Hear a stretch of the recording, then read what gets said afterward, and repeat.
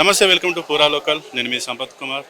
కీసర మండలం రాంపల్లి రెవెన్యూలో 177 ఫ్లాట్లకు సంబంధించి ఎవరైతే తమకు ఫ్లాట్లను అమ్మారో ఆ వ్యక్తి ఇప్పుడు స్పందించడం లేదు. వేరొకరు వచ్చి మా ల్యాండ్లను కబ్జా చేశారు, మేము జీవితకాలం సంపాదించినంతా కూడా ఆ ఫ్లాట్లలోనే పెట్టాము, ఇప్పుడు ఆ ఫ్లాట్లు మాకు చేతికి రాకుండా పోతున్నాయి. దీనిపైన మేము ఎన్ని రకాలుగా ప్రభుత్వ అధికారులకు ఫిర్యాదు చేసినా కూడా ఇది నత్తనడకన అయితే సాగుతుంది. మాకు న్యాయం చేయాలని కోరుతూ ఈరోజు సోమాజిగూడ ప్రెస్ క్లబ్లో ఆ బాధితులు అయితే మీడియా సమావేశం నిర్వహించారు. అసలు వారి బాధ ఏంటి, వారికి ఎవరు మోసం చేశారు, ఎవరు ఫ్లాట్లను అమ్మారనేది వారి మాటలోనే తెలుసుకునే ప్రయత్నం చేద్దాం. నమస్తే అండి. నమస్తే అండి, నా పేరు ప్రభాకర్. మాది బచ్చనపేట గ్రామము, జనగాము డిస్టిక్. అయితే మాకు ఇక్కడ మేము టీచర్లం అండి, మేమంతా టీచర్లము. మాకు హైదరాబాద్లో ఒక ప్లాటు కొనుక్కోవాలి అనే ఒక కళతోని పిల్లల చదువుల గురించి ఇక్కడి నుంచే ఆ పిల్లల చదువులకు చాలా వీలుగా ఉంటుందనే ఉద్దేశంతో మేము ఈ యొక్క వెంచర్ గురించి తెలుసుకుంటే ఏమైందంటే, ఆ వెంచర్లో ఈ యొక్క జైంద్ గౌడ్ అనే వారు మంచిగా టెంట్ వేసి 30 ఫీట్ల రోడ్డుతోని చుట్టూ ప్రహారీ గోడ కట్టించి డ్రైనేజీ అవన్నీ ఏర్పాటు చేసి అక్కడ సేల్ చేస్తా అంటే మేము అక్కడికి పోయి తెలుసుకుంటే ఇది బాగుంది, ఇది వరకు కోర్టులో ఉన్నది కానీ ఆ కోర్టు నుంచి వాళ్ళకు అనుమతి వచ్చింది, అమ్ముకోవచ్చు అనే పర్మిషన్ వచ్చిందని చాలామంది చెప్పడం వల్ల మేము మా బాధితులము బచ్చనపేట నుంచి ఒక 30 మంది మేము ఆ ప్లాటును ఖరీదు చేసినప్పుడు జైంద్ గౌడ్ ఇది ఏం లేదు, నేను మంచిగా ఇల్లు కట్టిస్తా, ఇవి చేస్తా, అన్నిటికీ నేను సహకరిస్తా, మీరు టీచర్లు మీరు మన ఫోటో పెట్టుకొని ఎలాకాలం మీరు గుర్తుండేటట్టు చేస్తా అనే ఉద్దేశంతో మాకు చెప్పాడు.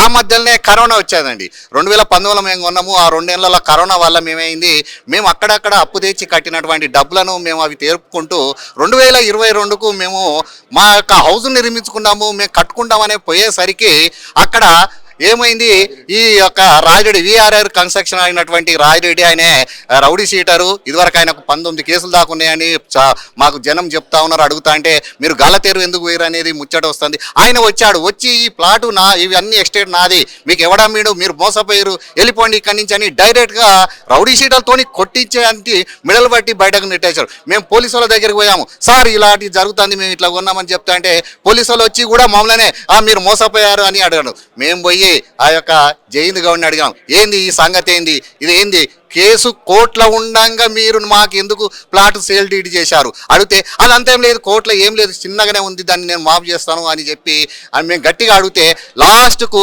కోర్టులో ఉన్నటువంటిది మాకు అమ్మడం కారణం ఏందని అడిగే వరకు మొన్న 2026లో ఒక 2-3 నెలల కింద ఆ కోర్టులో ఉన్నటువంటిది విత్డ్రా చేసుకున్నాడండి. అడిగిన వల్ల విత్డ్రా మరి కోర్టులో ఉన్నటువంటి కేసును మాకెందుకు అమ్మినాం?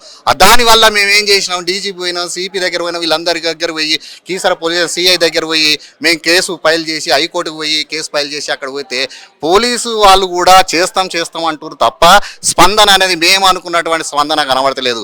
కాబట్టి మేము తిరిగి అలసిపోయామండి.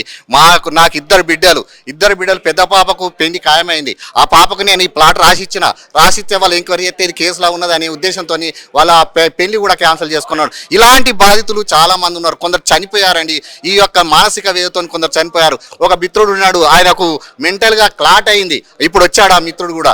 ఇలాంటి పేద వర్గానికి చెందినటువంటి మాలాంటి వాళ్ళను ఈ యొక్క సమాజంలో బతకనియరా? మరి ప్రభుత్వం ఏం చేస్తుంది? మేము ఇంత కొట్లాడుతా అంటే 8 ఏళ్ల నుంచి మేము కొట్లాడినట్టే ప్రభుత్వం ఎందుకు మాకు స్పందిస్తలేదు. కాబట్టి మేము ఇప్పుడు ఎక్కడ గత్యంతరం లేక మీడియా మిత్రులు ఏదైనా మీడియా మిత్రులతోనే పనులు అనేవి జరుగుతున్నాయి. ప్రభుత్వం కూడా ఇష్టం లేకున్నా, చట్టం ఇష్టం లేకున్నా మీడియా మిత్రులతో పనులు బాగా జరుగుతున్నాయి. ప్రెస్ క్లబ్ పెట్టి మేము అందుకనే అందరం ఏకతాటై ఒక మీడియా మిత్రులను మేము పిలిచి వీళ్ళ ముందట మా యొక్క గోస వెళ్ళబుచ్చుకుంటున్నాము. ఈ లాస్ట్ మాకు ఈ గోస వల్ల మీడియా మిత్ర వాళ్ళ యొక్క సహకారంతో ప్రభుత్వము స్పందించి మా యొక్క ప్లాట్లను మాకు ఇప్పించి మేము అక్కడ హౌస్ అందరము మేము నిర్మాణం చేసుకున్నందుకు మాకు ఇచ్చేయండి, లేకపోతే ముఖమ్మడిగా మాకు ఆత్మహత్య చేసుకునేందుకు మాకు పర్మిషన్ ఇవ్వాలని డీజీపీ గారిని మేము కోరుచున్నాం. మొత్తం ఎంతమంది దాంట్లో ఫ్లాట్లు కొన్నారు? ఫ్లాట్లు మొత్తం 170 మంది అండి. ఇందులో మా ఓనర్స్ వాళ్ళు ఏం చేశారు, ఒక 7 మంది విభజించి మనిషో 20-30 ఇట్లా ఇవ్వాలి వాళ్ళు అమ్మారు.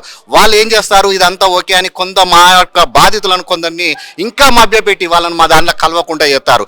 మాకు ఇక్కడ ఉన్నటువంటి మేము ఏం చేసాం, ఒక సొసైటీని ఏర్పాటు చేసుకుని ఒక లక్ష్మీనారాయణ అతను మేము అధ్యక్షుడు ఎన్నుకొని సొసైటీ ద్వారా ఈ యొక్క ప్లాట్లను సమస్యను తొలగిస్తామని మేము ఆయనను అప్పచెప్తే ఆయన మా దగ్గర దాదాపు 36 లక్షల రూపాయలు రూపాయలు వసూలు చేసి పెద్ద మనుషులు రాజకీయ పెద్ద మనుషుల దగ్గరికి లేకపోతే ఇంకా వేరే పెద్ద మనుషుల దగ్గర పోయి మేము సాల్వ్ చేస్తా అని ఆ డబ్బులు ఇప్పుడు లోపడేసుకొని ఆయన కుమ్మక్కై ఇప్పుడు మాకు ఎవరైతే అమ్మిరో ఆ జయంత్ గౌడ్ పక్షాన్ని చేయాలి ఆయన అరెస్ట్ అయ్యి 3 రోజులు అయింది. ఆయన బెయిలు రావడానికి ప్రయత్నం చేస్తాడు. మా యొక్క కోసం మీరు మీడియా వాళ్ళు మీరందరూ ఈ విన్నవించి ఈ యొక్క మమ్మలను బాధితులను బయటపడేసి మా ప్లాట్ మాకు మీ ద్వారా ప్రభుత్వం మాకు ఇవ్వాలని మేము కోరుచూ మిమ్మల్ని విన్నవించుకుంటున్నాం.